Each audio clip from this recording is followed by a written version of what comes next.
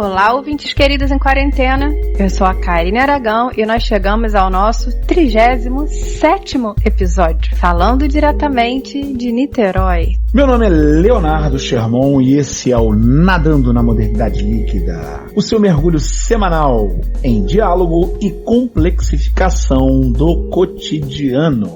E nesse NML nós vamos conversar sobre o patriotismo em 2020, se somos brasileiros que não desistimos nunca, se somos brasileiros com muito orgulho e muito amor. E na segunda parte nós declamaremos o nosso amor ao Brasil a partir daquilo que a gente se orgulha do país.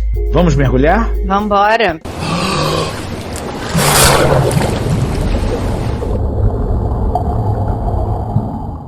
Patriotismo está na moda. Muita gente nas redes sociais, nos seus perfis, coloca lá aquela bandeirinha do Brasil, esperta, e diz: sou brasileiro com muito orgulho e muito amor. Entretanto, esse sentimento nem sempre é visto da mesma maneira por todas as pessoas. Ainda mais em tempos de globalização, em que, por mais que durante a pandemia as viagens estejam aí paralisadas para a maioria das pessoas, a gente consegue entrar em contato com informações e pessoas do mundo inteiro. E cada vez mais esse nosso amor à pátria é colocado em xeque em função de outras vivências que parecem mais bacanas, mais felizes. Pode ser que seja um caso daqueles em que a grama do outro lado da cerca parece mais verdinha. Mas, de fato, nós temos questões aqui no país. De repente, um dos símbolos que a gente utilizava como uma marca do nosso amor ao nosso país, a camisa da seleção brasileira, foi cooptada e utilizada politicamente por grupos que queriam chegar ao poder e que chegaram ao poder nas últimas eleições. Esses mesmos grupos se fartam de utilizar as cores e o emblema e ou demais símbolos da nação em suas participações políticas. Todas essas questões têm trazido algumas dúvidas. Daí eu te pergunto, minha amiga Karine Aragão, uma grande brasileira, é possível ser patriota em 2020? Karine Aragão, uma grande brasileira, eu tô aqui de frente, olhando pra minha parede amarela em casa, né? Tô realmente me sentindo uma patriota. É uma parede canarinho, como a seleção brasileira era apelidada lá nos anos 70, a seleção canarinho. Exatamente, combinando com as capas do livro verdes que estão sobre a bancada. Muito bom. Nunca tinha reparado nisso, muito obrigada. Essa questão é muito interessante, eu acho que de maneira paradoxal, né, por mais paradoxal que seja, a gente, para entender o patriotismo e essa ascendência do patriotismo, esses discursos patriotas hoje, esse ufanismo, a gente precisa ir lá para o passado. E é claro que a minha lente estética literária vai me fazer olhar para essa ideia de pátria e de nação, que são conceitos que convergem, conversam, mas não são os mesmos, a partir da nossa psique cultural, a partir inclusive da linguística, né? Porque se a gente pensar, por exemplo, na própria origem dos dois termos, pátria vem de pátios, né? Que significa paixão, afeto. Então, pátria está muito ligada ao louvor à terra paterna, à devoção, às ódios à terra paterna. Quando a gente vai falar de nação, de nacional, a gente já está remetendo a uma origem relacionada a natius, que significa identidade. Então, a nação estaria ligada à nossa formação identitária, aos nossos costumes compartilhados.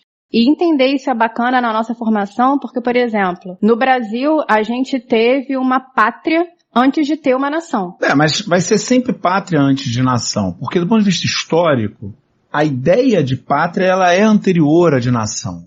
A ideia de ter uma pátria está relacionada ao afeto que a gente tem pelo lugar onde a gente vive. Já a ideia de nação é uma ideia construída no século XIX e que tem o seu momento de força na virada do XIX para o século XX. Que vem junto com a ideia dos símbolos nacionais, né? Já que a gente está aqui do dia 18, na nossa comemoração dos símbolos nacionais.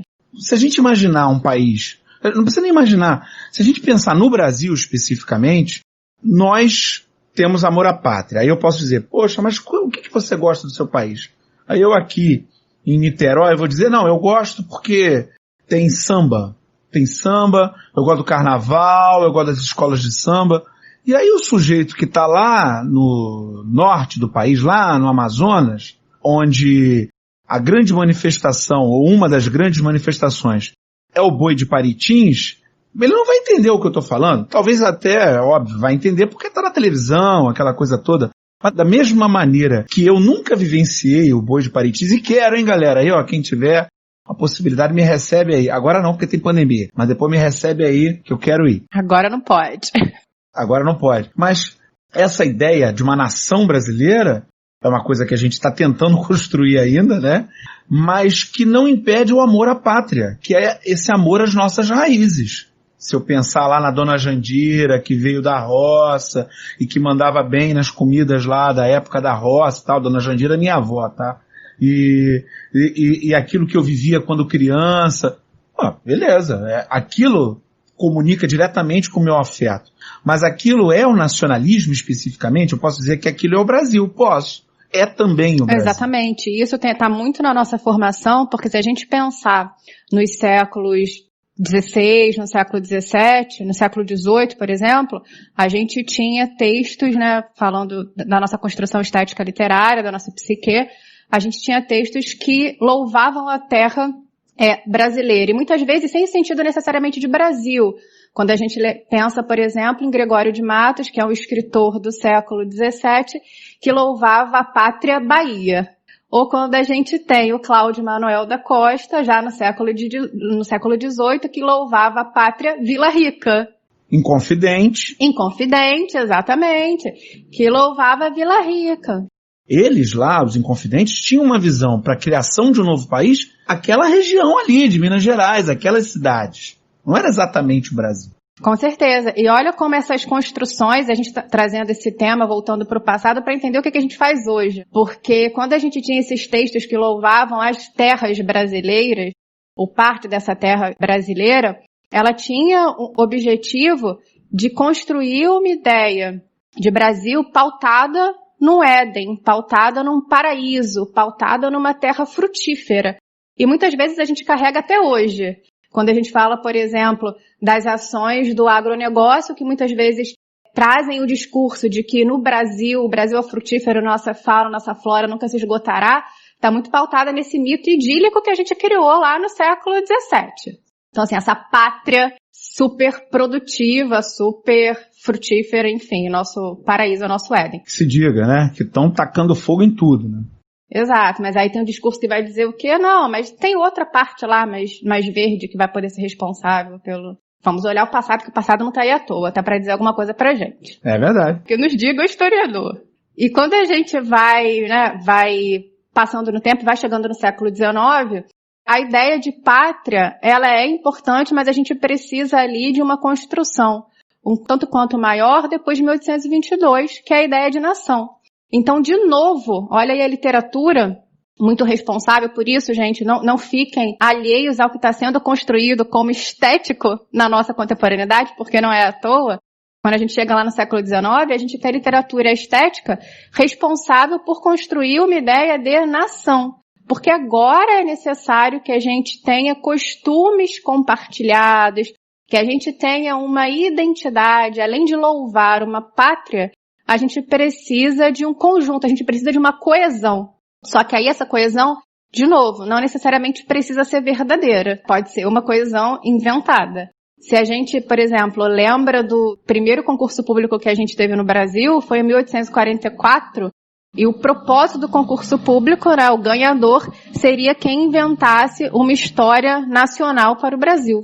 E a história que foi inventada nacional para o Brasil, quem ganhou o concurso foi um alemão, o von Martius, já não foi um brasileiro, foi um alemão, ganhou o primeiro concurso no Brasil. A metáfora dele, histórica, foi que o Brasil era um rio e o povo branco, como ele chamou, era o principal e o negro e o indígena eram seus afluentes. E isso, né, essa mistura provocava a coesão desse Brasil nacional. E essa foi uma visão que a gente carregou, que a gente carrega ainda por muito tempo, né? A gente atravessou o século XIX com ela, a gente teve a primeira Semana de Arte Moderna muito pautada nessa pergunta também do que é ser nacional, o que é o Brasil, a gente não pode esquecer, todo o movimento antropofágico, o Oswald de Andrade, o Mário de Andrade tentando entender o que era esse Brasil. E o curioso nessa tentativa de compreender o que é o Brasil é que a gente teve até uma questão aí relacionada à pátria e nação, que é interessante. Do movimento antropofágico, que era o movimento de louvor a essa pátria, né, de olhar para o passado e entender as nossas origens para louvá-las, a gente teve o desdobramento que foi o verde-amarelismo, que já se considerava um movimento nacionalista. E olha o tropeço que a gente tem aí quando a gente percebe que, na essência, o patriotismo e o nacionalismo não são ruins, mas o movimento nacionalista aqui no Brasil, o verde-amarelismo, vai flertar com o fascismo. Então, até que ponto essa afirmação hierarquizada da sua própria identidade é maléfica ou benéfica? Você estava falando aí, que o Brasil, como constituição de uma nação, é algo absolutamente imaginado. E há um historiador chamado Benedict Anderson, um historiador irlandês, talvez no conceito mais importante que ele tenha trazido, ele diz que a nação é uma comunidade imaginada. Basicamente o que ele explica é que a gente vive comunidades reais, mas essas comunidades reais, elas só podem existir se todos os membros da comunidade se conhecem. Então, nós não teremos grandes comunidades reais. As comunidades reais, elas estão, obviamente, circunscritas às dificuldades logísticas da possibilidade de se encontrar. Então, como que surgem as comunidades imaginadas? Elas surgem pela criação de ideias que acabam fazendo o papel dessa cola entre os grupos, através dessas comunidades que a gente acaba aderindo, por vezes voluntariamente, e por vezes sem nem mesmo entender direito por que a gente adere a essas comunidades imaginadas. E a nação é identificada por ele como uma comunidade imaginada muito importante. A gente passa a amar o Brasil, amar ser brasileiro. Aí você pergunta, mas o que é ser brasileiro? Ser brasileiro, por exemplo, é falar português. Mas se a gente voltar ao século XIX, ao início do século XIX, a gente passa a entender que falar português foi fruto de uma política intensa do governo imperial e depois do governo republicano de unificar o país em torno de um idioma, já que em muitos lugares do interior, por exemplo, não se falava exatamente o português. Se falava outros idiomas, língua geral e coisas do tipo. Mas o ser brasileiro é amar a bandeira nacional. Pois é, mas a bandeira nacional atual, ela surgiu na virada da monarquia para a república. Eles foram lá desenhar uma bandeira a partir daquilo que vinha da bandeira imperial, que tinha sido criada com as cores das famílias reais das quais o imperador e a imperatriz provinham. Daí vem o verde e amarelo. O verde não é o verde da mata, nem o amarelo do ouro das nossas riquezas minerais. Essa foi uma explicação que foi dada a posteriori, e aí foi ensinado nas escolas. Eu mesmo, lá, criancinha, tinha que responder isso. Para que eu pintei minha parede de amarelo achando que significava as riquezas do Brasil, Leonardo Germão. Não é isso? Não, pode significar, porque é uma comunidade imaginada. Você vai e cria o significado, e chama pessoas para esse significado. E, por exemplo, quando surgiu o Brasil como país, em 1822, não tinha seleção brasileira de futebol.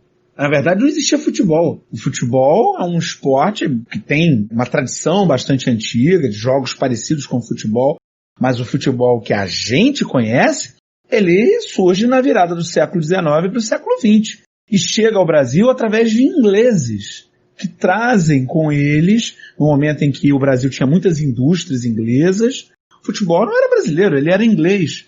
E o Brasil, quando começam as Copas do Mundo, não jogava de amarelo, jogava de branco.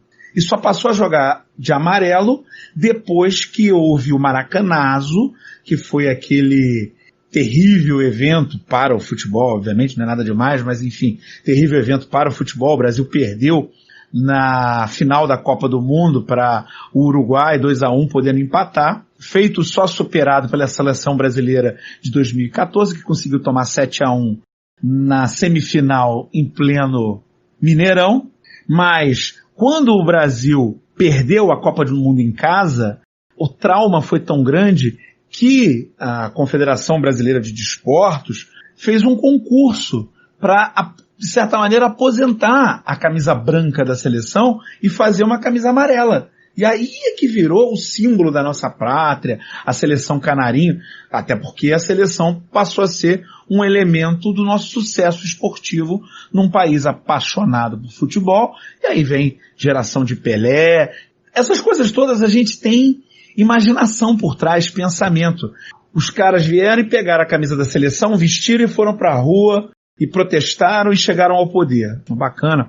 Mas aquilo vem de toda uma elaboração que é muito, muito, muito, muito, muito anterior a qualquer coisa que possa ser pensada hoje em dia.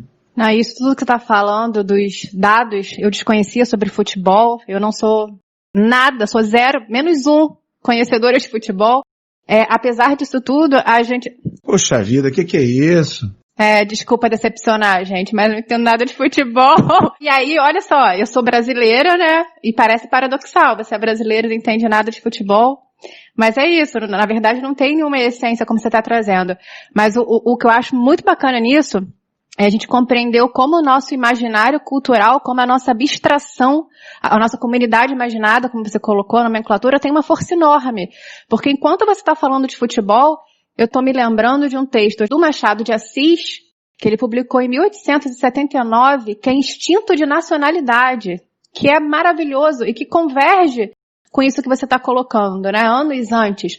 Porque o Machado de Assis, lá no finalzinho do século XIX, ele era super conceituado. O Machado de Assis foi um autor que ganhou um conceito em vida, né, aproveitou seu respaldo em vida. Só que ele era questionado que os textos que ele escrevia, que os romances que ele escrevia, não eram nacionais. Ele era criticado que ele não era um autor patriota, que ele não era nacional. E como que ele se considerava um autor brasileiro se ele não falava do Brasil? Se ele não falava das características que seriam iminentes ao Brasil? E aí a resposta do brilhante Machado de Assis nesse artigo é dizer que ele não é o autor brasileiro, mais ou menos brasileiro, porque ele retrata a cor local. Essa é a expressão que ele vai usar. E aí ele vai fazer uma analogia direta a essa literatura que se produzia no início, na primeira geração romântica, no início do 19, que trazia aquelas cores locais, né, esse mito da terra idílica, a canção do exílio de Gonçalves Dias, minha terra tem palmeiras onde canta o sabiá, as aves que aqui gorjeiam não gorjeiam como lá. E aí ele vai falar, olha, eu falo sobre a dinâmica aqui, muito cosmopolita, porque ele vivia no Rio de Janeiro, que não tem a ver com essa fauna e flora aí não. Então eu não preciso fazer parte desse mito para me considerar um autor brasileiro, para ser patriota, nacionalista, enfim. Então, veja que mesmo o Machado, que é claramente um escritor brasileiro, podia ser contestado quanto à sua origem.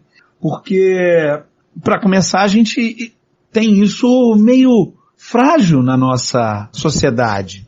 A gente não sabe direito o que é ser brasileiro.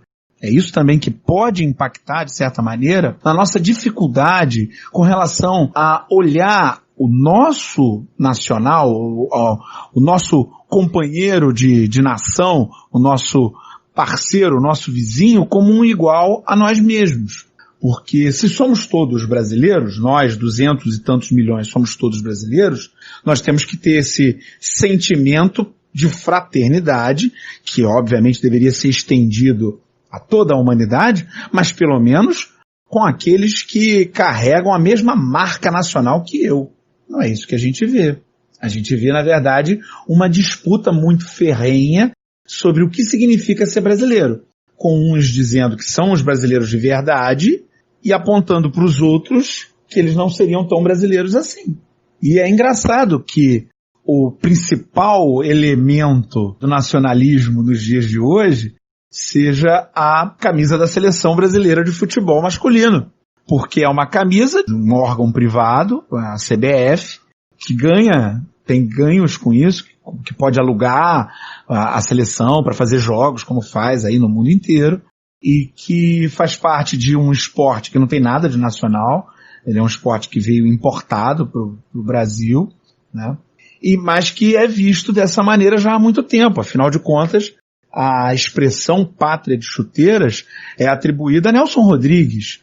Nelson Rodrigues, teatrólogo, que talvez seja o principal nome da crônica esportiva brasileira de todos os tempos. E o que você falou sobre a questão da camisa do Brasil e da bandeira do Brasil, que talvez seja um dos nossos maiores símbolos de representatividade, junto com o hino, né, o hino nacional, o brasão, o nosso selo, me remete muito a uma questão que eu vejo por uma lente contemporânea, que é essa cooptação desses nossos símbolos que seriam compartilhados entre todos que compõem a nação, somente por alguns.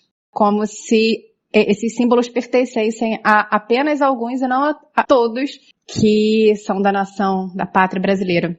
E isso também me faz, né, voltar à nossa pergunta inicial, se é possível ser patriota no Brasil de 2020.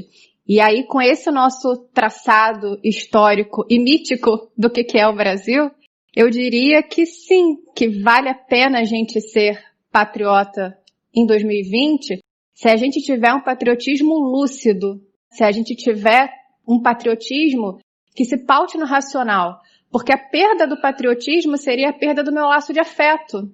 E eu sou aqui uma defensora dos afetos. Então, dizer que não vale ser patriota seria dizer que não vale manter os meus afetos com a minha terra natal. Só que quando eu chamo esse patriotismo de patriotismo lúcido, é isso, a gente debater esses mitos que foram criados em relação à nossa construção histórica. Talvez a gente perceber que a gente pode, por exemplo, estar descontente com o que está acontecendo com a nossa pátria, mas eu posso me valer de ferramentas para entender, por exemplo, que não são certos grupos que se dizem donos dos nossos símbolos pátrios que são verdadeiramente esses donos. Que a gente sempre fala. Por exemplo, a cadeira da presidência da República ela é maior do que quem ocupa. Então, se eu estou insatisfeito com a minha representatividade atual, isso não significa que eu tenho que estar insatisfeito ou quebrar ou romper os laços de afeto com a minha pátria como um todo. Então, esse patriotismo que talvez eu ache válido manter vivo, seja justamente para me manter nesse discernimento, para me dizer, calma, tem jeito, 2022 está aí, calma, tem jeito, e não me desanimar, e não me desesperançar. Então, é um patriotismo que talvez mantenha vivo esse laço de afeto, eu acho importante em 2020. Um patriotismo lúcido, queria essa expressão agora. Talvez seja um patriotismo não nacionalista, porque o nacionalismo surge com a ideia de expansão. O grande incentivador do ideal nacionalista, num primeiro momento, é Napoleão, com o expansionismo revolucionário. E depois essa passa a ser uma tônica de todos os países europeus, e isso passa para o mundo inteiro, chegando ao Brasil. Tanto é que o Brasil, veja, uma nação emergente no século XIX, não adota o nome Reino do Brasil, como poderia ser. Adota a ideia de império, um país conquistador que domina. O nacionalismo tem esse traço, essa ideia do expansionismo, essa ideia... Talvez a gente tenha que separar um pouco aquilo que é o amor à pátria daquilo que é o nacionalismo. Só a questão é como fazer isso, né? E agora, José? Minha amiga Karine, você sempre aqui, neste podcast, se apresenta como alguém esperançosa de um mundo melhor. É você que é responsável em adocicar a amargura e a dureza de viver uma vida crítica. Então daí eu já te pergunto, o Brasil com 130 mil mortos por Covid, Pantanal e Amazônia queimando, arroz a R$ 9 o quilo, denúncias gravíssimas de corrupção.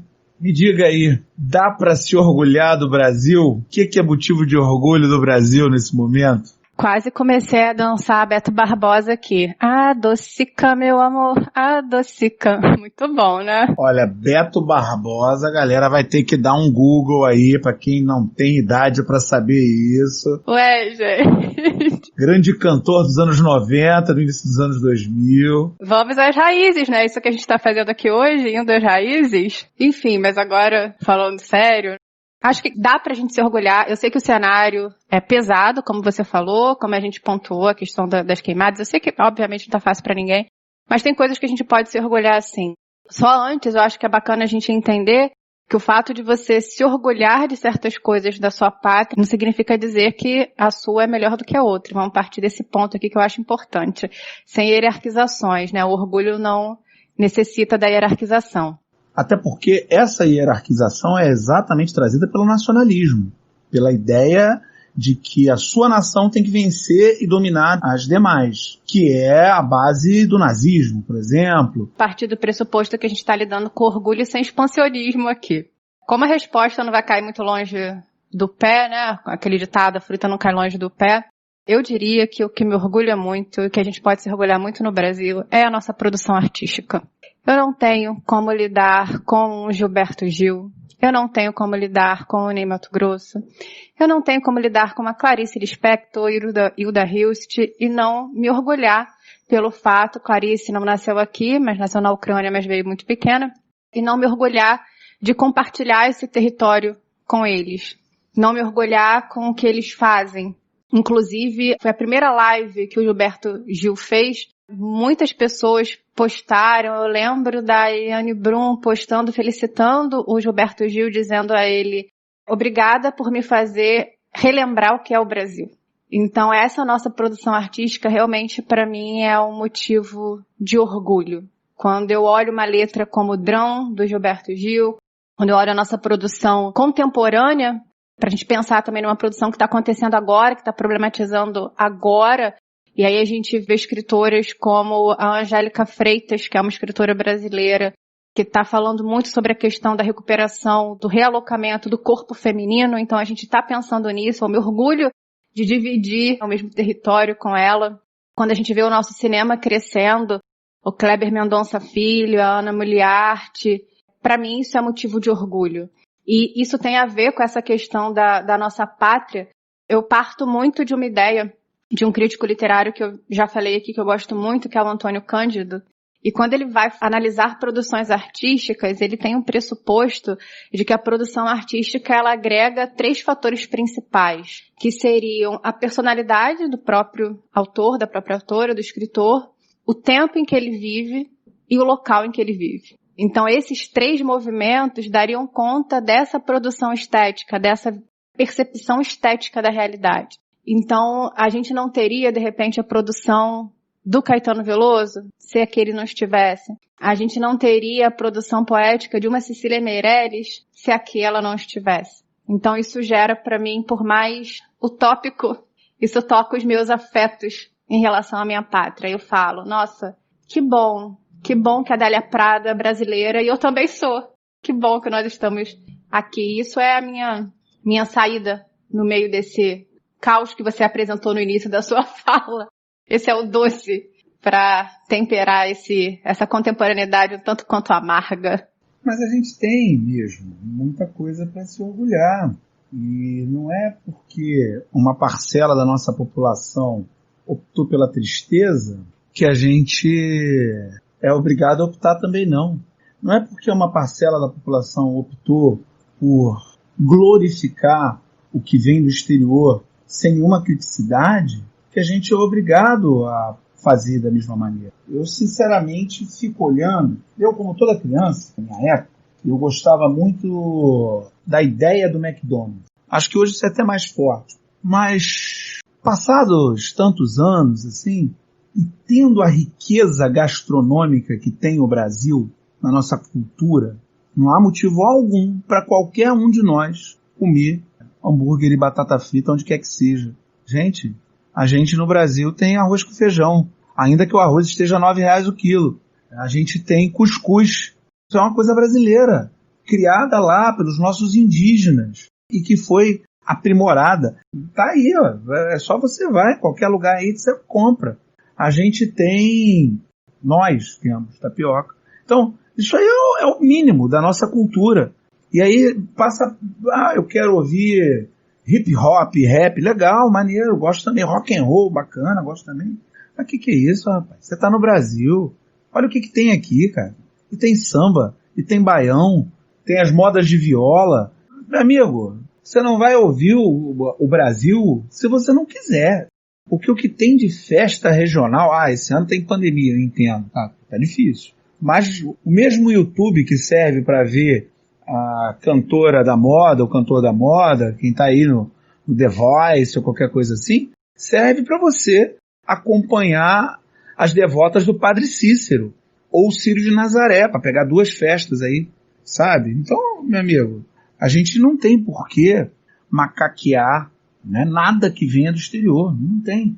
Eu não quero entrar aqui no triste fim de Policarpo Quaresma, né? Vamos andar de cocar na rua, todo mundo vai falar língua indígena ou qualquer coisa assim.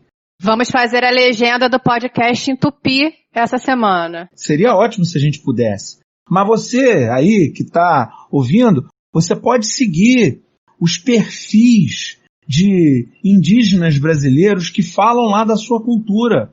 Tem perfis no Instagram, tem perfis no TikTok, tem perfis nas outras redes sociais, Facebook, por aí vai. Bota lá, TikTok, então é fácil, bota lá hashtag TikTok indígena, tá lá. Você vai encontrar o pessoal falando.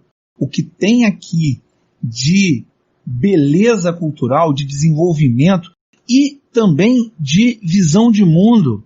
Dá uma olhada no trabalho do padre Júlio Lancelotti com a Pastoral do Povo de Rua em São Paulo.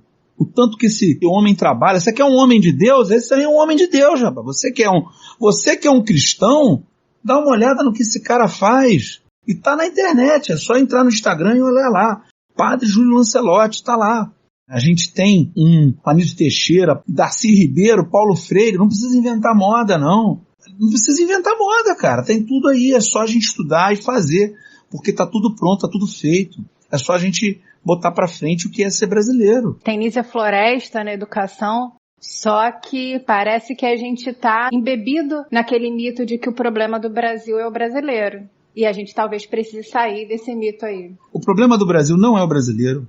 O brasileiro não é desonesto, nem corrupto. Agora, nós temos alguns brasileiros que são problemas sim, que apostam na divisão, que apostam na destruição do nosso país, das nossas riquezas naturais, como está acontecendo agora, passando a boiada, né, queimando tudo, que apostam na destruição do nosso importante desenvolvimento acadêmico, retirando os parcos recursos que deveriam ser destinados à educação. Está tudo acontecendo. Então a gente tem motivo para se orgulhar? Muito, muito. Como dizia Euclides da Cunha, sertanejo, antes de tudo, é um forte. Então o brasileiro, antes de tudo, é um forte. E com essa mensagem ufanista em relação ao Brasil, vamos às nossas mensagens na garrafa. Recebemos aqui a mensagem de Helena Andrade, que comenta os nossos episódios das 2 últimas semanas, em que nós conversamos com a professora da UF, Paula Landicuri, sobre a questão das violências contra as mulheres e o aborto legal no Brasil. E a Helena Andrade nos diz que falar sobre violência sexual desceu difícil, mas é necessário. No que eu só tenho a concordar. Assunto espinhoso, muito espinhoso, mas que a Paula consegue articular de uma maneira realmente brilhante. Obrigado, Helena, por sua mensagem. A Ana Lívia também mandou uma mensagem pra gente, dizendo que gostou bastante da maneira como a gente abordou o assunto, o aborto como uma questão de saúde pública. E isso, Ana Lívia, só foi possível com a presença da Paula, que é alguém gabaritada para trazer esse assunto à tona. Muito obrigada. E obrigada a todos que têm mandado mensagens, participado com a gente dessa nossa construção do Nadando da Modernidade Líquida. E se vocês quiserem continuar dialogando com a gente, é só nos contactarem nas nossas redes pessoais. Karine Aragão Escritora, Léo Sherman, no nosso Instagram, NML Podcast, nosso Twitter, Na Líquida, e nosso YouTube e Facebook, Nadando na Modernidade Líquida, com novidades entrando em novas redes sociais. Aguardem as próximas semanas. Um beijo no coração e até semana que vem. E se você ainda não segue o nosso podcast, por favor, aperte lá o seu seguir para ajudar a nossa divulgação naquele tocador que você utiliza para nos ouvir. Um beijo, queridos, e até semana que vem. Valeu, galera! Grande abraço. Lembrem-se, a pandemia não acabou só porque é chato ficar em casa. Mantenham-se em segurança, achatem a curva e até semana que vem.